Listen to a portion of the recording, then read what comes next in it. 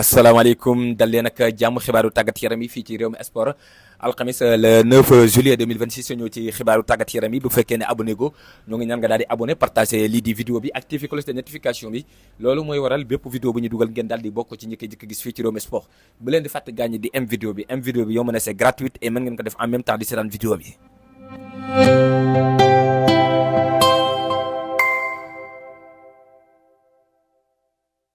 bu ngeen soxlaa ay moyens original disponible na ak Rewmi Sport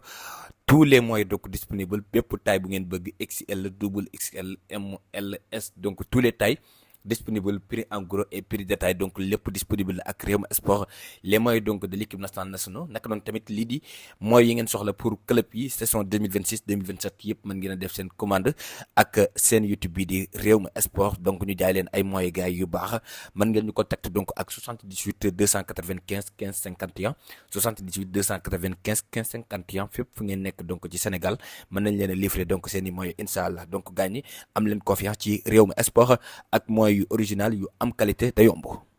li gën a fës ci xibaaru tàggat yaram yi dañ koy daal di dooree fële ca biir Marseille même pas 24 heures ou 48 heures dikkoon nañ ci mbiru kii di Greenwood ba yëgal leen ne Greenwood équipe bii di Fenerbahçe daal dina koy tegal ci table bi 8 millions ak benn contrat bu 5 ans la bonne nouvelle aujourd'hui pour les Turcs accord total am na diggante kii di Greenwood ak kii di Fenerbahçe maanaam Greenwood informé na équipe bii di Fenerbahçe ne accepté na bépp condition boo xam ne def nañ ko ci biir contrat bi mu des lan diggante Fenerbahçe ak kii di Olympique de Marseille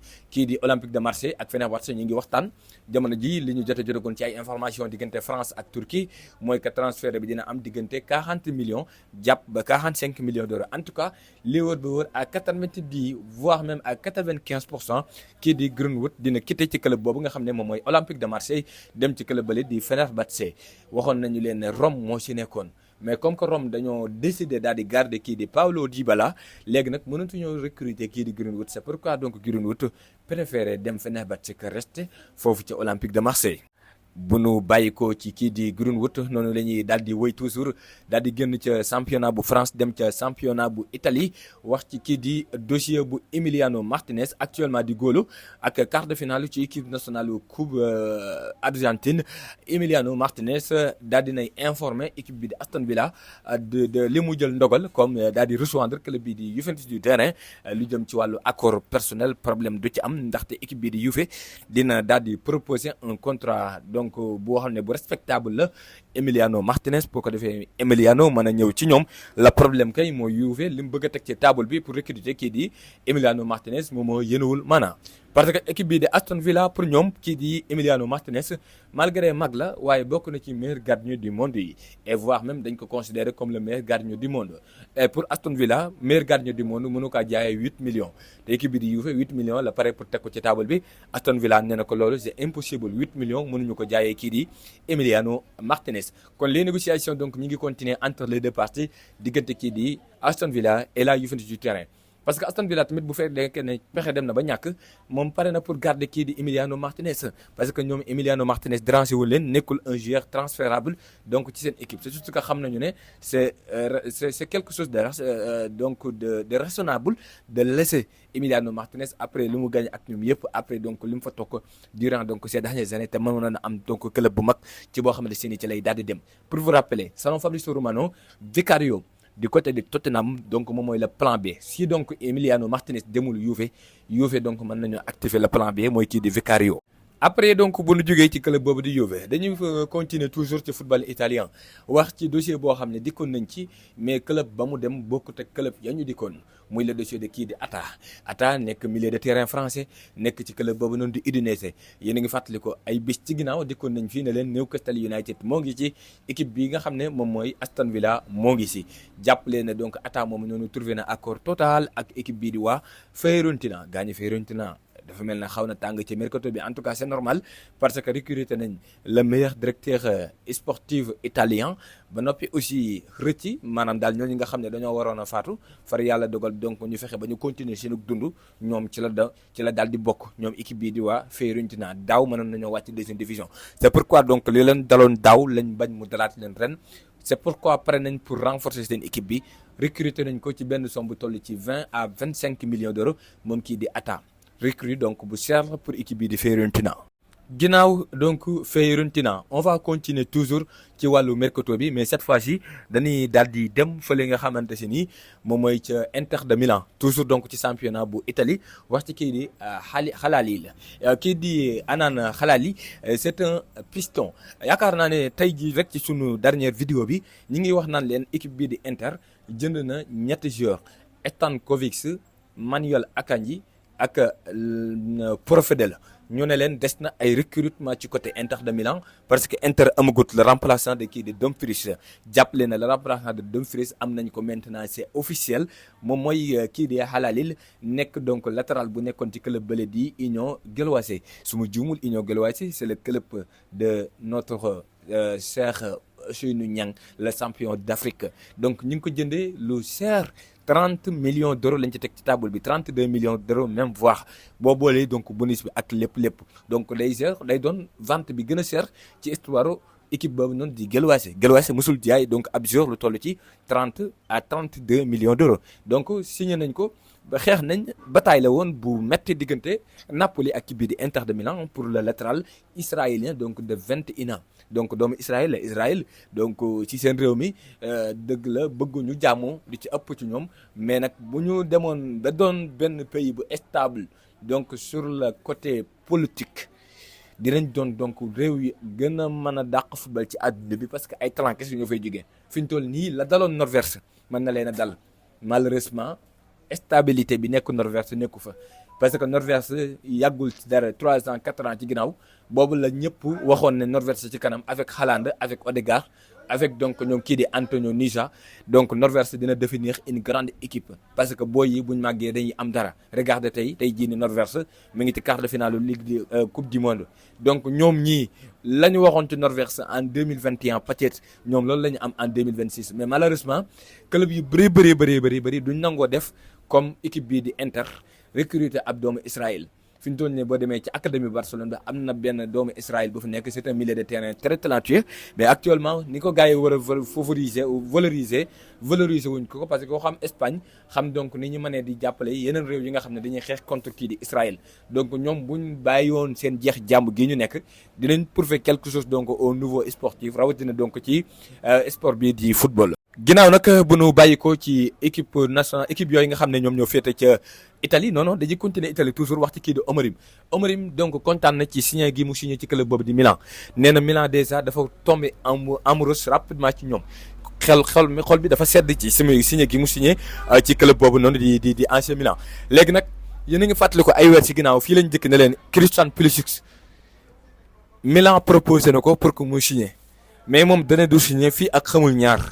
xamul kan mooy diriger le projet sportif dans ce Milan maanaam kan mooy doon le directeur sportif deuxièmement mooy kan mooy doon l'entraîneur maintenant on connaît qui est l'entraîneur donc dans ce Milan mooy kii di Omerim donc yëkkati na kàddu yi njëkk nee na dama soxla kii di Pulisic dama compte ci kii di Pulisic maintenant gaañ xam ngeen ne Pulisic entré donc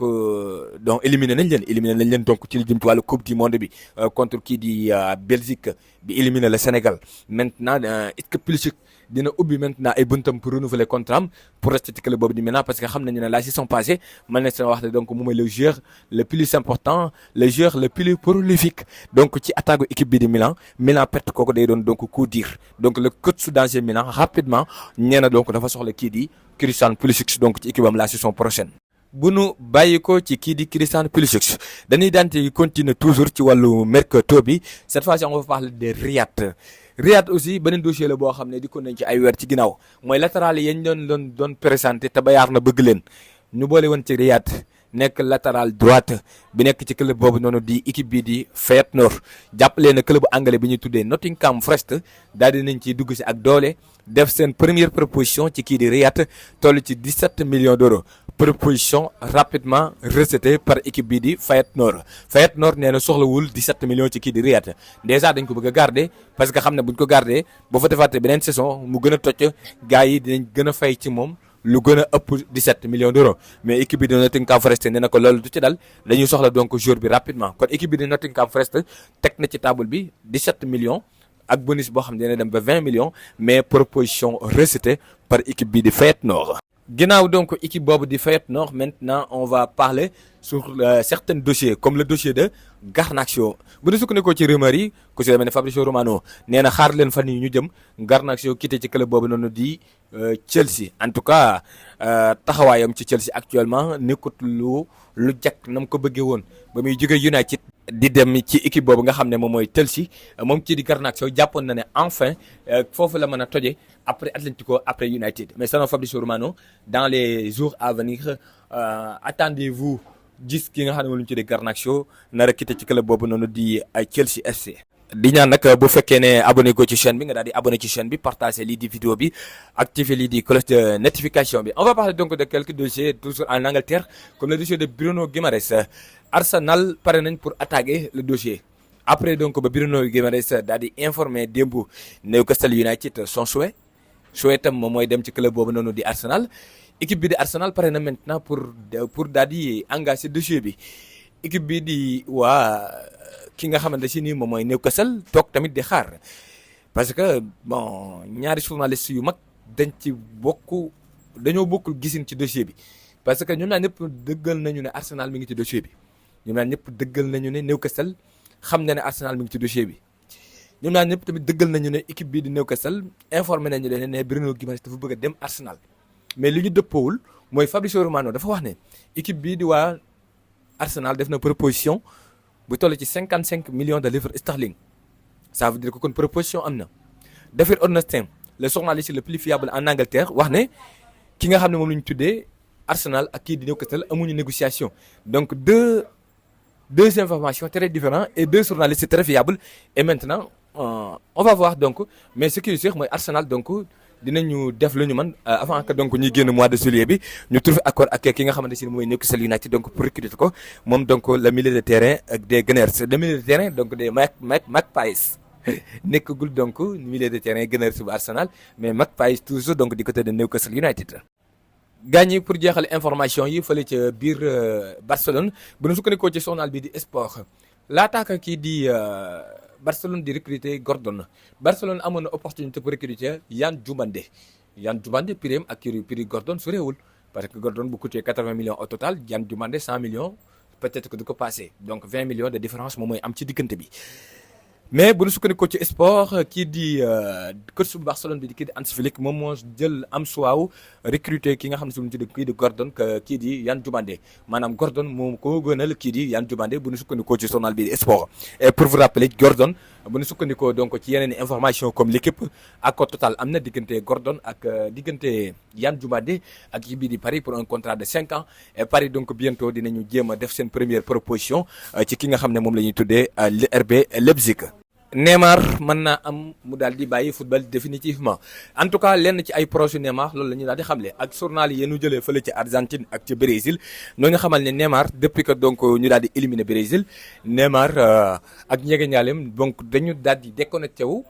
complètement ci football ça veut dire que ñoom football dafa mel ne dafa jékki-jékki rek daal di leen di suuf bu ñu sukkandikoo toujours ci sources yi nga xam ne moom la ñuy jëlee xibaar yi ci fàttali bàyyi Neymar mi ngi ñaan Neymar pour Neymar bañ a bàyyi football. ce qui veut dire que pour man message bu bàyyi Neymar rek wane na lu bëri ce qui veut dire que Neymar juste après l'élimination Brésil première impression ak première donc li nga xam ne mooy yëg-yëgam moo doonoon bàyyi football waaye nag bàyyi ji bu génne publiquement ne sama doom maa ngi lay ñaan même boo bàyyee Brésil bul bàyyi football continuel et bu ñu sukkandikoo donc ci jegeñaay lay Neymar Brésil toppatoo Neymar ni ñu war a toppatoo Neymar dafa mel ne amul benn soutien bu am ci côté brésilien yi ci kaw kii di Neymar ak Neymar li mu leen servir donc tey jii nii ba doon le meilleur buteur de l'histoire de l'équipe nationale de Seleção mais teewul Neymar tey jii nii dañ ko jàppee comme un joueur lambda. en tout cas dans les jours à venir dinañu xam ba xam est-ce que kii di Neymar Senior day bàyyi football définitivement wala Neymar Senior day continuer football en tout cas li wóor ba wóor à 99,9% Neymar day bàyyi équipe nationale Brésil. jërë ngeen jëf gars yi di leen jox dig daje ba ci kanam incha allah toujours ak la chaîne YouTube Rewmi Sport jërë ngeen jëf.